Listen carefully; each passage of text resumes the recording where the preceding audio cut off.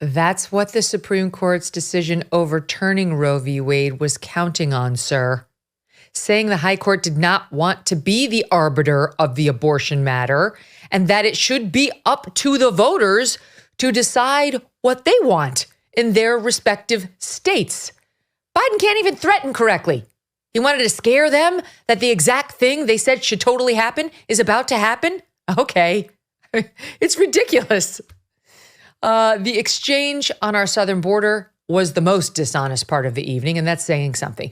He got up there pretending to be Ann Coulter. He really, really wants tough legislation right now so he can do something about the border, except he's not going to use mean words about illegal immigrants, okay? He's going to do something about the border, but not use the mean words. That, he says, is a bridge too far. He will not say that they're poisoning the blood of our country, no matter how many of them kill our children with fentanyl-laced Adderall, because it's mean. He's humane. Marjorie Taylor Greene interrupted this part, demanding that President Biden say the name of Laken Riley, the 22-year-old University of Georgia nursing student who was murdered by an illegal weeks ago.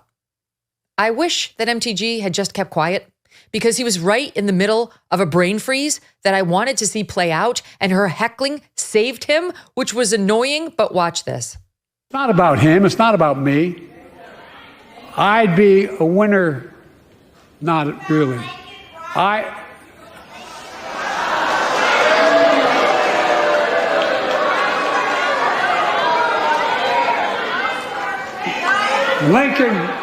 Lincoln Riley, an innocent young woman who was killed by an illegal.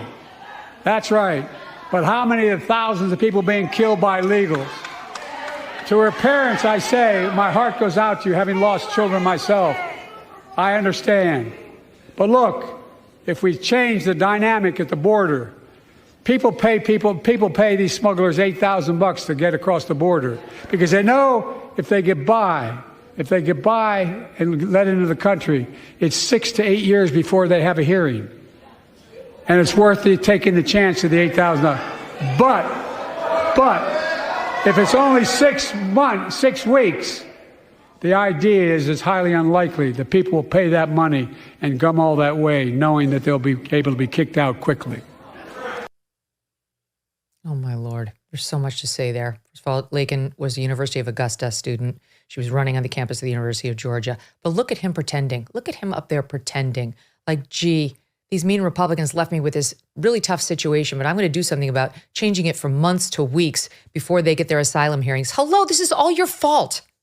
This, for me personally, was the part of the speech where I was actually starting to nod off because, of course, it was boring like they all are. And then I heard MTG call out, and then I heard him actually accept the challenge, and he did say her name, except not really because he couldn't, as you heard there.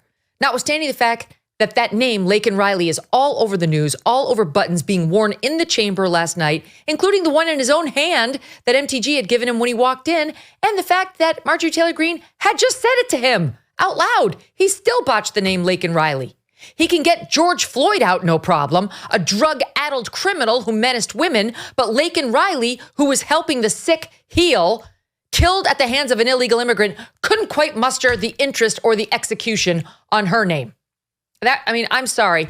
The part where he went on to lie about it all being the fault of the Republicans who didn't like the deal that was just proposed, that we don't have a border, is just absurd, and everyone knows it. He reversed all of Trump's policies on day one.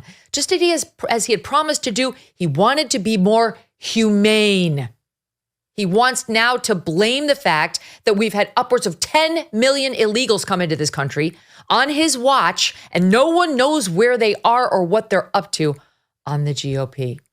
Okay.